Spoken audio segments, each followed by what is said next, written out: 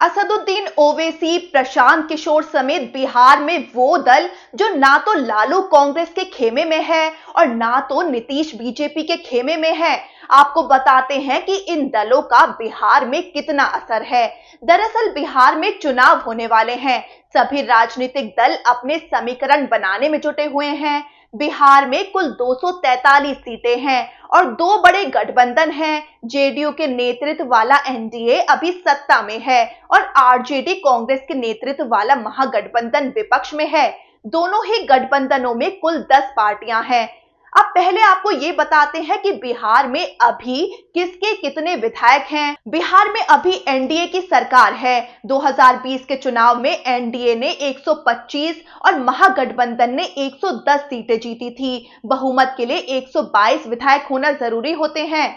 मौजूदा समय में एनडीए के खेमे में 129 विधायक हैं। बीजेपी के 80, जेडीयू के 45 और जीतन राम मांझी की हम पार्टी के 4 विधायक हैं। वहीं विपक्ष के पास 107 विधायक हैं। आरजेडी के 77, कांग्रेस के 19 और सीपीआई-एमएल के 11 विधायक हैं। वहीं इन दोनों प्रमुख गठबंधनों के अलावा कई दल ऐसे हैं जो अपने इलाकों में खासे सक्रिय हैं और बड़ा प्रभाव रखते हैं। इनमें प्रशांत किशोर, असदुद्दीन ओवैसी, पुष्पम प्रिया और आरसीपी सिंह की पार्टी प्रमुख है। ये नेता ना तो लालू यादव कांग्रेस और ना नीतीश बीजेपी के खेमे में है।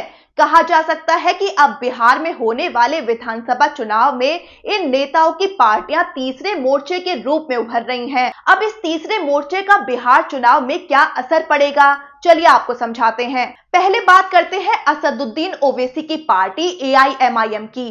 दरअसल 2020 के चुनाव में एआईएमआईएम का प्रदर्शन सीमांचल में मजबूत रहा था, लेकिन विधायकों के दल बदल की वजह से पार्टी की विधानसभा में उपस्थिति कमजोर हो गई। बिहार में एआईएमआईएम को मुख्य रूप से मुस्लिम मतदाताओं का समर्थन हासिल होता है, लेकिन सीमांचल से बाहर इसकी पकड़ कमजोर है। 2020 के विधानसभा चुनाव में ओवैसी की पार्टी ने 20 सीटों पर उम्मीदवार उतारे थे। 5 सीटों पर जीत मिली।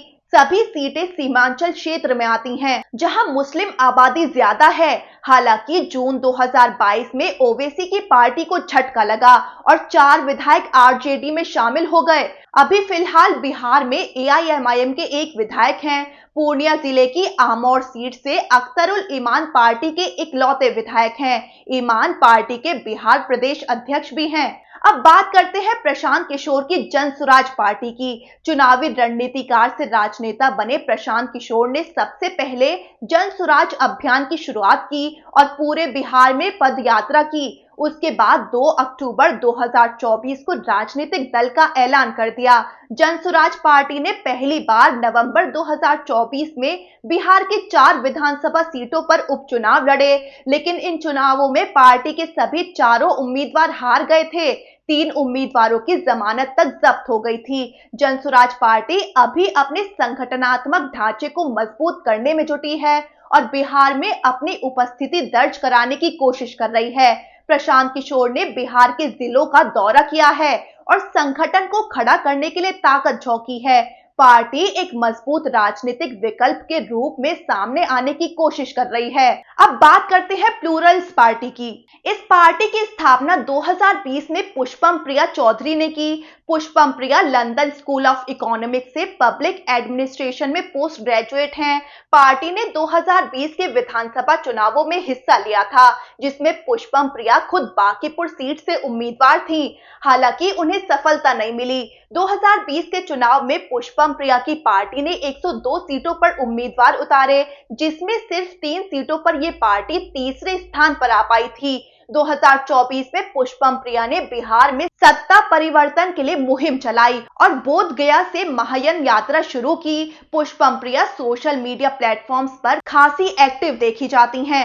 अब बात करते हैं आरसीपी सिंह की आप सबकी आवाज पार्टी की। बिहार की राजनीति में ये नवगठित पार्टी है। इसकी स्थापना पूर्व केंद्रीय मंत्री रामचंद्र प्रसाद सिंह ने अक्टूबर 2024 में की।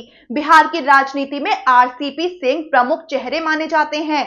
एक समय वो मुख्यमंत्री नीतीश कुमार के करीबी सहयोगी के तौर पर गिने जाते थे और जेडीयू के राष्ट्रीय अध्यक्ष भी रहे हैं। आरसीपी सिंह केंद्रीय इस्पात मंत्री के रूप में भी काम कर चुके हैं।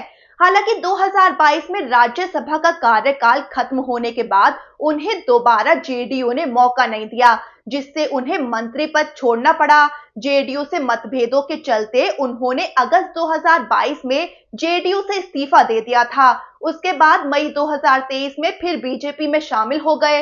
हालांकि बाद में जब जेडीयू ने महागठबंधन छोड़ा और एनडीए में वापसी की, तो आरसीपी की बीजेपी से दूरियां पड़ने लगी। अक्टूबर 2024 में उन्होंने नई पार्टी की स्थापना की और उसे आप सबकी आवाज नाम दिया।